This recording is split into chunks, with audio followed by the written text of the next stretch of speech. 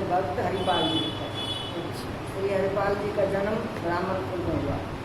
आप श्री भगवान के किंचन भक्त थे। संत सेवा में आपकी बड़ी प्रीति थी। प्रतिदिन आपके यहाँ साधुओं की पंगत हुआ करती। धीरे धीरे जब घर का सारा धन समाप्त हो गया तब आप बाजार से उधार ना लाकर संतों के भोजन प्रसाद की व्यवस्था करने लगे। थोड़े दिन में बाजार में भी जब हजारों रुपये का कर्ज हो गया तो वहाँ से भी उधार मिलना बंद हो गया। थोड़े दिन देगा कोई उधार नहीं। पास पड़ोस के लोग इसलिए उधार देने से कतराते थे, ये दिन भर तो साधु सेवा करते हैं, कुछ काम धंधा तो नहीं करते हैं, देंगे वापस कहाँ से करेंगे, इसलिए आस पड़ोसी नहीं देते। संत सेवा के लिए जब कहीं से भी धन की व्यवस्था ना हो सकी तो वे अत्यंत दुखी रहने लगे। ये सदैव यही सोचते कि धन की व्यवस्था का क्या उपाय किया जाए जिससे आधी रात का समय था, जिससे संत सेवा निर्बाध होती रहे, बाधा ना पड़े। इसी क्रम में ये एक बार किसी वैश्य के यहाँ चोरी करने के उद्देश्य से रुके, चोरी करने के लिए चले गए। आधी रात का समय था। अचानक खटपट होने से वैश्य की पुत्री की नींद टूट गई। उसने अपने पिता से कहा कि पिताजी, लगता है घर में कोई चोर घुसा। तो वैश्य ने कहा, चिंता न करो, हमारे गांव में ना कोई चोर है ना कभी चोरी होती है, अगर कोई होगा भी तो हरिपाल ही होंगे। उन्होंने कहा तो कोई चोर नहीं, आजकल बेचारे वही गरीबी से जूझ रहे हैं, वे संत सेवा के लिए ही कुछ ले जाने आए होंगे, इसलिए तो चुपचाप सो जाओ, उन्हें ले जाने, अपने लिए थोड़ी ना ले जाने। पिता पुत्री की इस वार्ता को जब श्री हरिपाल जी ने सुना तो उन्हें इस बात की बड़ी गिलानी हुई कि वे एक भगवत भक्त के यहाँ चोरी करने घुसे हुए। उन्होंने सारा सामान तो वहाँ छोड़ ही दिया, साथ ही वह चादर भी छोड़ दी जिसमें उन्होंने चोरी का सामान बांधा था। एक चादर थी, वो भी छोड़ दिया। इस घटना के बाद उन्होंने चोरी करना भी छोड़ दिया, क्योंकि इसमें इस बात का भय था कि कहीं गलती से किसी भक्त के यहाँ न चोरी हो जाए और अपराध बन जाए। परंतु साधु सेवा के लिए धन की व्यवस्था तो करनी है। अतः उन्होंने जंगल में जाकर वेशभूषा बना लिया, तिलक, माला, कंठी आदि से परीक्षा कर भक्तों को लूटना शुरू किया। जो भगवान के भक्त नहीं थे तो झूठा वेश बनाकर उनको लूटना शुरू किया और उसी धन से संत सेवा करते। अब एक दिन द्वार पर बड़ी सी संत मंडली आ पहुंची। इन्होंने पत्नी से कहा कि देवी, आज हमारे बड़े भाग हैं जो इतने संत घर पर पधारे हैं, तुम इनके लिए भोजन का कुछ उपाय करो। पत्नी ने कहा, स्वामी, घर में तो एक दाना भी नहीं है, मैं क्या इंतजाम करूँ। तो हरिपाल जी ने कहा कि कहीं आस पड़ोस से कुछ मांग लाओ। पत्नी बोली, पास पड़ोस वाले कोई कुछ नहीं देते, यहाँ तक कि मुझे देखकर ही लोग द्वार बंद कर लेते हैं। अब तो भगवान ही कोई उपाय कर सकते हैं। मैं तो यही कहूँगी कि हम दोनों बैठकर भगवान से प्रार्थना करें। सभी देते हैं वही, हाँ, खाली को रोज नहीं देगा ना, कोई एक दिन देगा, 2 दिन देगा, कितने दिन कहेगा, इसका तो रोज का ही काम है। हाँ। अब पत्नी की बात सुनकर भक्त हरिपाल कुछ क्षण के लिए उदास हो गए। फिर बोले, ठीक है, तू जैसा कहती है वैसा ही करूँगा। फिर क्या था, भगत दंपत्ति ने अत्यंत दीन भाव से भगवान की शरण ली और बोले कि प्रभु, बाहर संत मंडली खड़ी है, दीनानाथ, अब लाज तुम्हारे हाथ में है। तो इधर अपने निष्किंचन और संत सेवी भक्त हरिपाल को चिंतित जान द्वारकानाथ भगवान श्री कृष्ण व्याकुल होते। भक्त की चिंता ही भगवान की चिंता होती है और उसका निवारण करना ही उनका कार्य है। भगवान ने तुरंत सेठ का रूप धारण किया, मूल्यवान वस्त्र आभूषण धारण किए और चलने को तैयार हुए। तो रुक्मणी जी ने पूछा कि प्रभु, आप अचानक कहाँ चल दी और ये क्या भेष बना रखा है। तो भगवान ने कहा कि एक भक्त के घर जा रहा था पर तुमने टोक दिया, अब कुशल नहीं दिखती है। श्री रुक्मणी जी किंचित रोष व्यक्त करते हुए बोली, आपको तो जहाँ जाना होता है अकेले ही चल देते हैं, मुझे तो पूछने तक भी नहीं, पूछते तक नहीं, और जब आज मैंने पूछा तो आप कह रहे हैं कि टोक दिया। अब लक्ष्मी जी थोड़ा गुस्सा हो गई। भगवान ने मुस्कुराते हुए कहा कि अच्छा, आज तुम भी चलो, बड़ा भारी भक्त है, अतः खूब सज धज लो, देखो मैंने खूब सुंदर वस्त्र और मूल्यवान आभूषण धारण किए हैं, तो तुम भी ऐसे सजो। तो भगवान का प्रोत्साहन पाकर श्री रुक्मणी जी ने नख से शिखा तक मणि रत्न जड़ित आभूषणों से श्रृंगार किया और चलने के लिए तैयार हो गए। अब भगवान श्री द्वारकानाथ और श्री रुक्मणी जी दोनों सेठ और सेठानी बने। भक्त हरिपाल के द्वार पर आए और उनसे कहा कि भाई, हमें अमुक गांव जाना है, मार्ग में जंगल पड़ता है और मेरे पास रत्न आभूषण आदि मूल्यवान वस्तु हैं, तो हमें कोई पहुंचा दे तो उसे हम मजदूरी दे दें। बहुत ज्ञान है। भला अंधा क्या चाहेगा, अंधे को क्या चाहिए, तो आप हाँ। अब हरिपाल जी को तो मुँह मांगी मुराद मिल गई, या इन्हीं को जंगल में जाके लूट लेता हूँ। तो उन्होंने कहा मेरे दरवाजे पर संत जन बैठे हैं, इनके लिए व्यवस्था करनी है, तो आप अगर मजदूरी के पैसे पहले दे दीजिए तो मैं आपके साथ साथ चल दूँगा। तो भगवान तो तैयार बैठे ही थे, उन्होंने तुरंत रुपये दे दिए। अब हरिपाल जी ने रुपये देकर पत्नी से कहा कि इन रुपयों में तुम संतों को बाल भोग कराओ, मैं इन्हें पहुँचा कर अब जाता हूँ। हाँ, और दिहाड़ी तो मिली गई है। तो अब श्री हरिपाल जी आगे आगे और सेठ सेठानी बने भगवान तथा रुक्मणी जी पीछे पीछे। हरिपाल जी सोचते चले जा रहे थे कि सेठ के पास माल तो बहुत है, परंतु भगत है कि नहीं ये नहीं पता उनको। तो भगत को लूटना था ना, जो भक्ति नहीं करते। अब भक्त लूटेगा तो अपराध बन जाएगा, क्योंकि भक्तों को लूटना नहीं है। अतः ये बार बार पीछे मुड़कर सेठ सेठानी को देख लेते और वेश के आधार पर परीक्षा करते। इन्हें इन लोगों के शरीर पर ना कोई तिलक दिखाई दे रहा था, ना ही कोई कंठी माला दिखाई दे रही थी। बस रास्ते में चर्चा भी केवल धन दौलत और व्यापार वाले जी की कर रहे थे। वो उन्होंने भगवान की कुछ चर्चा नहीं करी जो कुछ पहचाना जाए कोई ये भगत है। तो हरिपाल जी के मन में ये बात दृढ़ हो गई कि ये लोग अवैष्णव और पक्के दुनियादारी व्यक्ति हैं, अतः इन्हें लूटना अनुचित नहीं होगा, लूट लो आज इन्हें। यह विचार कर जब अनुचित नहीं, अनुचित होगा, उचित होगा, क्योंकि ये तो भगत तो है ही नहीं और उनको बिना भगत को लूटना था। तो ये तो अजमाई लिया कि भगत तो है नहीं, हरि नाम अरे हाँ हरि नाम एक पर भी नहीं लिया, अपनी दुनियादारी में लगे पड़े हैं, तो इनको लूटना अनुचित नहीं। हाँ, तो ये विचार कर जब निर्जन सुनसान जंगल में पहुंचे तो सेठ सेठानी के गर्दन पर भाला रख दिया और गरज कर बोले, जो भी तुम लोगों के पास हो उसे निकाल कर रख दो, नहीं तो बेमौत मारे जाओगे। तुम लोगों को मालूम नहीं कि मेरा नाम हरिपाल है। अब भगवान ने कांपते हुए हाथों से चुपचाप जल्दी जल्दी सारे आभूषण उतार दिए। वो पहन के इसलिए आए थे ज़्यादा से ज़्यादा और पहनाते रुक्मणी को। आखिर वे तो आए इसलिए थे। इसके बाद उन्होंने रुक्मणी जी को भी संकेत किया कि जल्दी से तुम भी सारे आभूषण उतार दो, नहीं तो अनावश्यक की विपत्ति में पड़ जाओगे।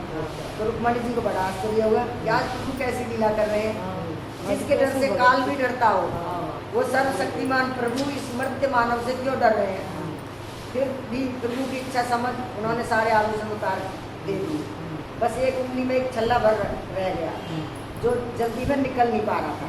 तो हरिपाल जी ने देखा कि सेठानी की उंगली में अभी एक छल्ला है और उससे भी संत सेवा हो सकती है। तो बड़ी निष्ठुरता पूर्वक उंगली मरोड़ कर उसे भी निकाल दिया। उंगली मरोड़ कर उसे निकाल दिया। मेन पॉइंट ये है कि संत की सेवा करने के लिए कुछ भी कर। हाँ, अब तो रुक्मणी जी को बहुत विरोध आया कि इस दुष्ट को इतने आभूषण दे दिए गए, फिर भी एक छल्ले के लिए मेरी उंगली मरोड़ दी। अब रुक्मणी जी को तो गुस्सा आया। यह सोचकर तुरंत अपने असली रूप में प्रकट हो गई और भगत हरिपाल को अपने वक्षस्थल से चिपका लिया। मानो प्रभु ने इस प्रकार श्री रुक्मणी हरिपाल को अपने वक्षस्थल से चिपका लिया। मानो प्रभु ने इस प्रकार श्री रुक्मणी जी को यह बता दिया कि इसे साफ मत दो, वो साफ देने वाली थी। भगवान मरुति तो साफ देने को उद्दत हुई थी, साफ देने को उद्दत हुई। तो भगवान समझ गए इनके मनोभाव को कि रुक्मणी साफ ही ना दे दे, मिश्री के दान दे बेटा। यो अमृत दे ना तो इसको चरणामृत दे। यो गीला हो जाता, लाल बन जाती है क्या मिश्री से मेरा अब भक्त हरिपाल को उन्होंने चाबी से चिपका लिया कि रुक्मणी जी ने शराब ना दे दे कहीं।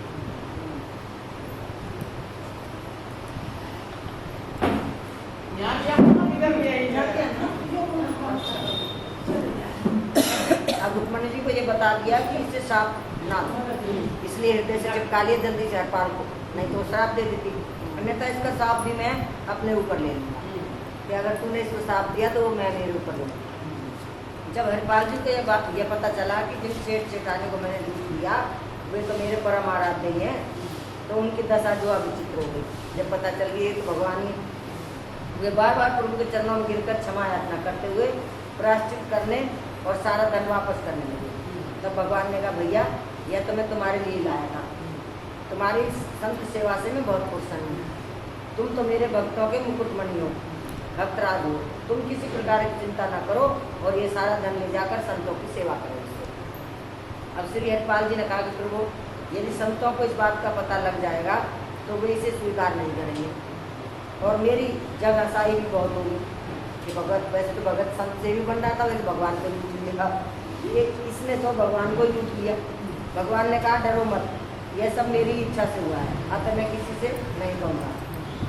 इस प्रकार वार्तालाप कर और दर्शन देकर जब भगवान जाने को उद्यत हुए तो हरिपाल जी ने कहा कि सुनो, यदि आपने संत सेवा से संतुष्ट होकर मुझे दर्शन दिए हैं तो इसकी प्रेरणा तो मुझे मेरी पत्नी ने दी है, अतः कृपा करके उसे भी दर्शन दो।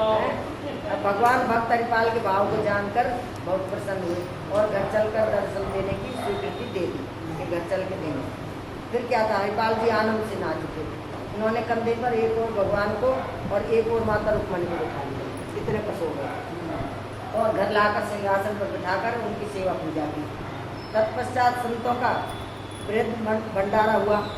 हरिपाल जी की पत्नी जब संतों के लिए भोजन बनाने लगी तो रुक्मणी जी ने भी साग्रह उसमें हाथ बढ़ाया, रुक्मणी जी ने बनवाया।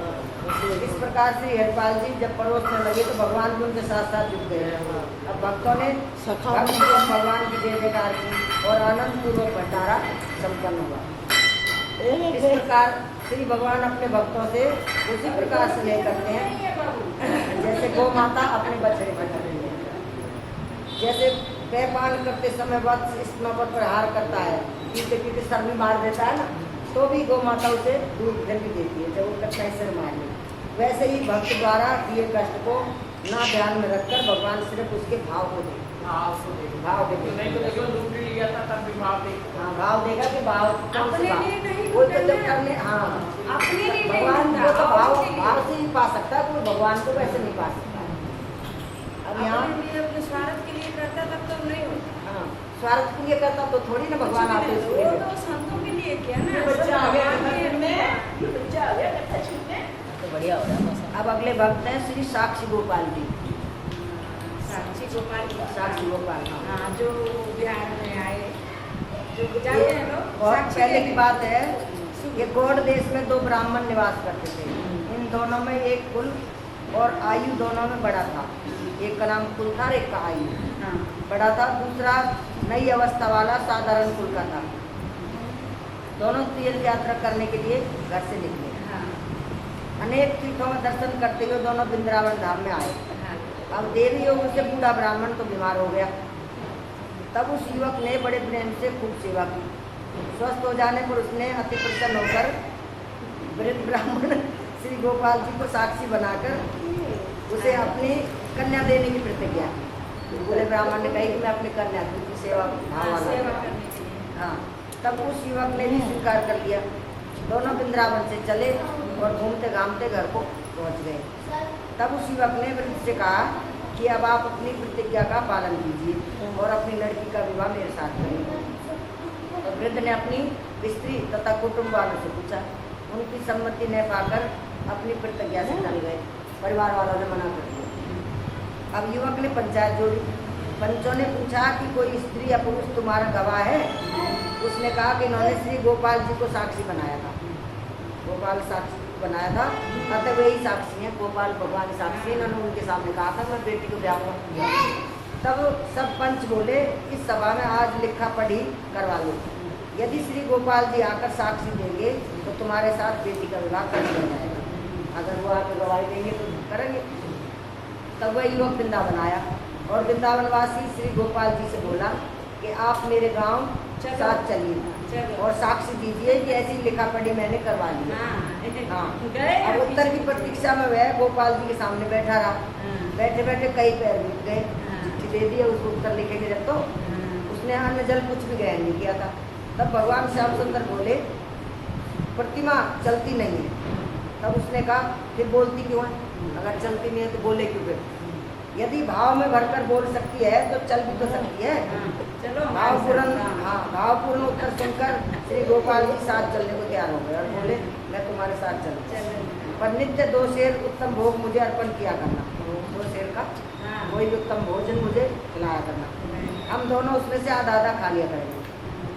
दूसरी प्रतिज्ञा यह है कि मैं तुम्हारे पीछे पीछे अपने पैरों के नुपुरों को बजाता चलूंगा। पीछे मत देखना, यही है। उनकी ध्वनि तुम्हारे कानों में पड़ती रहेगी। तुम समझना गा रहे हैं। जब हम गया पीछे घूमकर मत देखना, बस पायल से पहचान लेना आ रहे हैं। जहाँ घूम कर मुझे देखोगे बस मैं फिर वहीं पर रह जाऊंगा। हाँ। तुमने जहाँ घूम कर देख लिया मैं वहीं रह जाऊंगा। मतलब मुड़ के मत देखना। तब आगे आगे भक्त और पीछे पीछे भगवान वृंदावन से चल पड़े। जैसे ही गांव के निकट पहुंचे वैसे उस भक्त के मन में आया कि जरा चलते हुए ठाकुर की शोभा देखी। लालच आ गया कि भगवान बोले तो फिर तो लगे, अब चलते हुए कैसे उनकी शोभा कैसे लग रही है, पायल तो बज रही है, घुंघरू की आवाज आ रही है। अब घूम कर देखते ही गोपाल जी खड़े हो गए और मंद मंद मुस्काने लगे। भक्तों ने कहा क्यों थक गए हो क्या? भक्त ने कहा अब तो बस थोड़ी दूर चल रहा है। तो भगवान ने कहा मैंने तो पहले ही कह दिया था, अब मैं यहाँ से आगे नहीं जाऊँगा।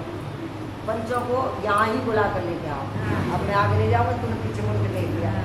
वह युवक विप्र गाँव में आया और सबसे बोला कि चल कर देखो स्वयं गोपाल जी साक्षी देने पधारे हैं। यह सुनते ही सब लोग आश्चर्यचकित रह गए। गाँव के सभी लोग दौड़ कर आए।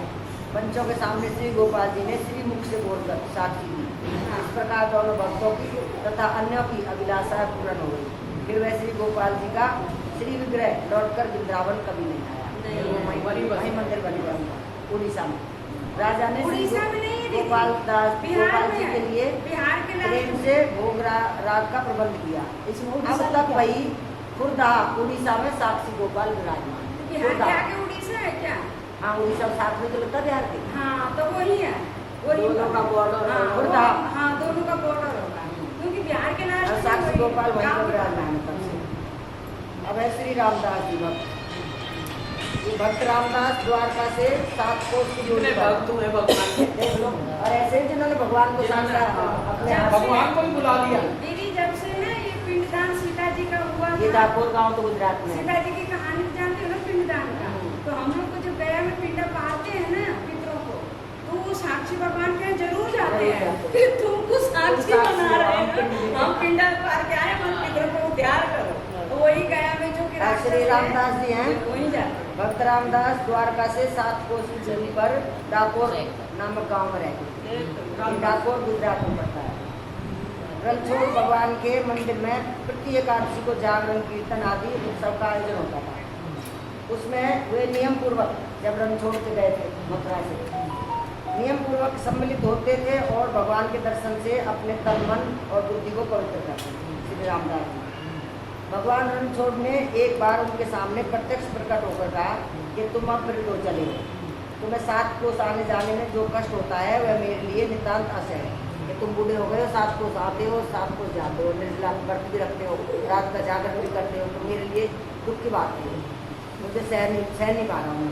तो भक्त रामदास तो भगवान की रूप माधुरी से छकने में इतने तल्लीन हो गए कि उन्हें ब्रह्म बाह्य ज्ञान का कुछ रहा ही नहीं, बाहर का कुछ ज्ञान नहीं था। आने जाने के प्रश्न ने उनके मस्तिष्क को कुछ चिंतित ही नहीं किया। मतलब भगवान ने जो आने जाने वाली बात कही वो उनके दिमाग में उतरी नहीं, सिर्फ उनकी छवि में मगन हो गए। भगवान ने कृपा पूर्वक उन्हें दर्शन दिया। इस बात को सोच कर वो प्रेम विहल हो रहे थे। भगवान के अंतर्धान होते उनके वियोग में प्राण छटपटा गए, अंग अंग सेड़ने लगा। अब तो उनका निश्चय और भी दृढ़ हो गया। वे समस्त सुखों को तेजाबी देकर दूने उत्साह से जागरण महोत्सव में आने लगे। अब तो वो दोबारा और उनमें जोश आ गया। वे किसी भी मूल्य पर जागरण का आनंद छोड़ने के लिए अपने आप को समर्थ ना पा सके। और भगवान से भक्त रामदास का एकादशी जागरण में आना और ना साथ। अब उनसे भगवान आगे बूढ़ा आदमी आता है वहाँ से, और भक्त को सुख और आनंद चुप कर देने के लिए उन्होंने रामदास से डाकोर चलने का निश्चय प्रकट किया। भगवान तो सच्ची निष्ठा और प्रेम के भूखे होते हैं। उन्होंने रामदास को गाड़ी लाने की सम्मति दी और कहा कि मेरे विग्रह को अंकुआर में भर उसमें लिटा देना, गाड़ी ले आना और मैं तेरे साथ डाकोर ही चलूँगा और मुझे लिटा देना गोदी को उठा के, और यथाशीघ्र ही डाकोर पहुँचने का प्रयत्न करना, जल्दबाजी में, नहीं तो सुबह होती तो फिर यहाँ के पंडे घुस जाएंगे। अब दूसरी एकादशी के जागरण अवसर पर रामदास द्वारका में गाड़ी ले आए। उनकी वृद्धा अवस्था से किसी ने उन पर संदेह नहीं किया। बूढ़ा आदमी है तो गाड़ी इसलिए लाया होगा। द्वादशी की रात आधी बीत चुकी थी। द्वारकावासी और मंदिर के पुजारी तथा अन्य सेवक आदि नींद की गहरी और मीठी लहरों में बस बह रहे थे, अच्छी नींद में सो रहे थे द्वारकावासी। सारा का सारा वातावरण नीरव और शांत था। इस टाइम अब रामदास अपने सौभाग्य पर फूले नहीं समाते थे। भगवान के आतिथ्य का आनंद सोच सोच कर वे प्रतिक्षण कुछ और से और होते जा रहे थे। अब मंदिर का पट अचानक खुल गया और वो मंदिर में पहुंच गए। अपने आप ही खुल गया मंदिर का पट। थोड़े ही परिश्रम से भगवान उनकी गोद में भी आ गए। बातचीत पर है। पहले बातचीत होगी कि मेरे को गोदी में उठा लेना। अब भगवान ने प्रसन्नतापूर्वक अपने चिन्ह में मादक स्पर्श से भगत की जन्म जन्म की तपस्या जो है सफल कर दी और गाड़ी द्वारका से बहुत दूर निकल गई। रामदास झूम झूम कर कीर्तन करते थे और भगवान भक्त के संरक्षण में 7 कोस की यात्रा पूरी कर रहे थे। उस रास्ते को कीर्तन करते हुए जा रहे थे लेंगे।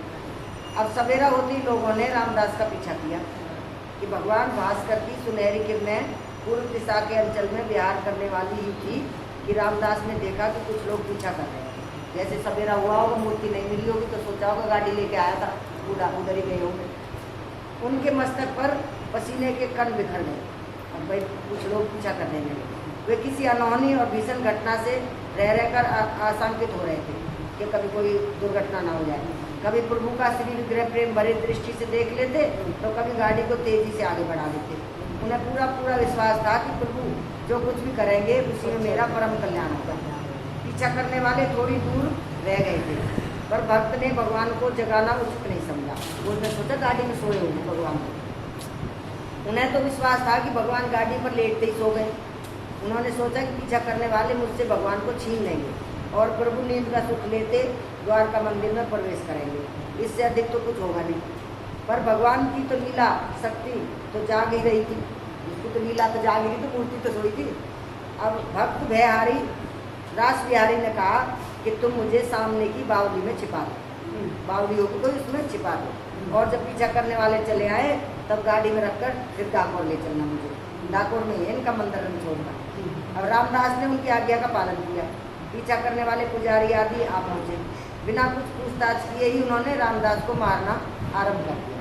अब भगवान की लीला शक्ति ने भक्त रामदास की दृढ़ निष्ठा और धैर्य परीक्षा की महिमा प्रकट करने के लिए दुष्टों को अपनी मनमानी करने दी। वो बेचारे पिटते ही रहे धैर्य से, पर उन्हें दंड के ही माध्यम से भक्त के शरीर का स्पर्श मिल चुका था। अतः उनका विवेक जाग उठा। गाड़ी में भगवान का श्री विग्रह न पाकर उनके पश्चाताप का पारावार उमड़ा है। उन्होंने सोची है भगवान ये तो चुरा के लाया। हाँ, गाड़ी में भगवान की मूर्ति ऐसी। हाँ, और पश्चाताप कर रहे। उन्होंने महापाप से भी भीषण भक्त अपराध कर डाला। उन्होंने देखा कि बावली का पानी किसी के खून से लाल हो गया। चोट उसको मार रहे थे तो बावली में पानी लाल हो गया। अब सत्संग का प्रभाव तो मन पर था ही, भगवान की लीला शक्ति ने अपना काम दिखा दिया। वे प्रभु का विग्रह बावली से बाहर निकालकर अपने किए पर पछताने लगे कि हम भक्त को मार रहे थे, वहाँ भगवान को चोट लग रही थी। बावली में छुपाया था तो उनको खून निकल गए। अब भगवान ने दर्शन दिया। भक्त रामदास प्रभु के घायल शरीर को देखकर कांप उठे। ओहो, भक्त कितनी मेरी चोट लगी मेरी वजह से, मेरे कारण इन्हें कितना कष्ट सहना पड़े। उनका हृदय हाहाकार कर था। भगवान ने कहा कि मेरा भक्त मुझे मेरी आज्ञा से ले जा रहा है। तुम लोगों ने जो मेरे भक्त को मारा है उस चोट को मैंने अपने शरीर पर ले लिया। इसी से मेरे शरीर से खून बह रहा है। अब मैं तुम्हारे संपर्क में नहीं रहना चाहता। मेरी दूसरी प्रतिमा जो अमूक स्थान पर है मंदिर में स्थापित करो। भक्ति और प्रेम से अपना अंतःकरण पवित्र करो। इस महान अपराध का यही प्रायश्चित होगा कि वहाँ पर दूसरी मूर्ति रखो और फिर प्रायश्चित करो। उनकी सेवा करके अपना अंतःकरण को आप साफ करो। क्यों तुमने पूछा ही उसको आके पूछते तो सही, जब मारते। मंदिर में स्थापित कर भक्ति और प्रेम से अपना अंतःकरण पवित्र करो। अपनी आजीविका के लिए मेरी इस मूर्ति के बराबर सोना ले लो। अब पुजारी लोग लोभवश राजी हो गए और बोले तोड़ दीजिए। अब भगवान ने रामदास को आज्ञा दी कि मेरे तोल के बराबर इन्हें सोना दे दो। भक्त अपनी दरिद्रता और असमर्थता पर काबू थे। तुमने कहा मैं कहाँ से सोना दूंगा बाबा, इतना भारी। तो उनकी स्त्री के कान की बाली पलड़े में रखी गई। पलड़ा भारी हो गया, एक बाली में तो क्या तो ना बोले पूरी संपदा में भी एक बाली में क्या एक बाली में पूरे ना सारे महलों का सत्यभामा ने सारे महल का पीर तक का खजाना धर दिया। तो ईश्वर की इच्छा है। अब प्रतिमा उसकी तोल में हल्की हो गई। पुजारी तथा भक्त दुष्ट अपना समूह लेकर 9 तो हो गया। उन्होंने सोचे बाली ले जाकर क्या करेंगे। 9 तो 11। भगवान ने भक्त की इज्जत रख ली। अब भगवान रणछोड़ उसी दिन से आयुध छत्र की उपाधि से विभूषित हुए।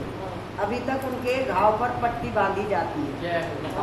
अभी तो वो हाथ ठीक नहीं हो रहा। हाँ तो वही भगवान रामदास की भक्ति की महिमा का बखान तो किसके बांधी जाती है पट्टी? रणछोड़ भगवान की। भगवान अभी तक ये पट्टी बनती है। वो घाव लगे ना उसके। मारा था तब से अब तक पट्टी बांधते हैं बता तो दो। बखान तो भगवान रणछोड़ की लीला शक्ति ही कर सकती है। धन्य है ऐसे भक्त रामदास। देखो ये अब नियम बन गया तो वहाँ पट्टी बांधनी बांधनी है। नियम बन गया। आज तो हवा अच्छी है। आज तो हाँ आज थोड़ी ठंडी ठंडी है। है, हवा में नहीं है। अब ये तो हो गई भगत के बस में भगवान। हाँ। अब भगत